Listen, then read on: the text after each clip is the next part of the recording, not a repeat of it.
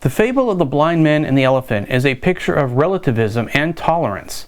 The blind man and the elephant is a famous Indian fable that tells the story of 6 blind sojourners that come across different parts of an elephant in their life journeys. In turn, each blind man creates his own version of reality for that limited experience and perspective. In philosophy departments throughout the world, the blind man and the elephant has become the poster child for moral relativism and religious tolerance. Here is John Godfrey Saxe's version of The Blind Man and the Elephant. John Godfrey lived from 1816 to 1887. Here's his version. It was 6 men of Indostan, to learning much inclined, who went to see the elephant, though all of them were blind, that each by observation might satisfy his mind.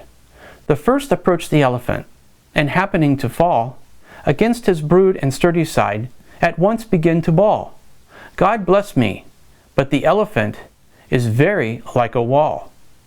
The second, feeling the tusk, cried, Ho! What have we here? So very round and smooth and sharp? To me 'tis mighty clear. This wonder of an elephant is very like a spear. The third approached the animal, and happening to take the squirming trunk within his hands, this boldly up and spake, I see, quoth he, the elephant is very like a snake. The fourth reached out an eager hand, and felt about the knee. What most this wondrous beast is like, is mighty plain, quoth he. 'Tis clear enough the elephant is very like a tree. The fifth, who chanced to touch the ear, said, E'en the blindest man can tell that this resembles most. Deny the fact who can, this marvel of an elephant is very like a fan.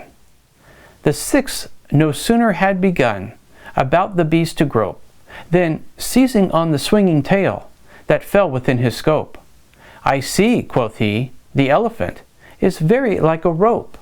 And so these men of Indostan disputed loud and long, each in his own opinion, exceeding stiff and strong, though each was partly in the right, and all were in the wrong. Moral. So oft in theologic wars, the disputants, I ween, rail on in utter ignorance of what each other mean, and prate about an elephant not one of them has seen.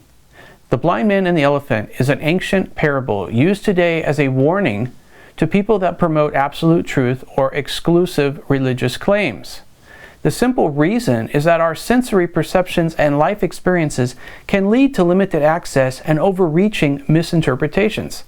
How can a person with a limited touch of truth turn that into the one and only version of all reality? When it comes to the moral of the blind man and the elephant, it seems that today's philosophers end their agenda too quickly.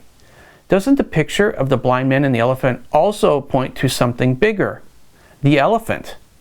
Indeed, each blind man has a limited perspective on objective truth.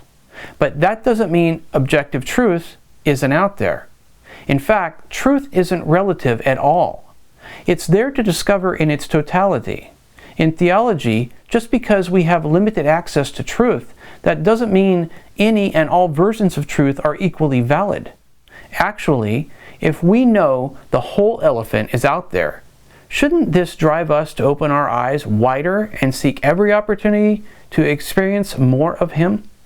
At this point, we need to take a look at whether or not there is an absolute truth or not.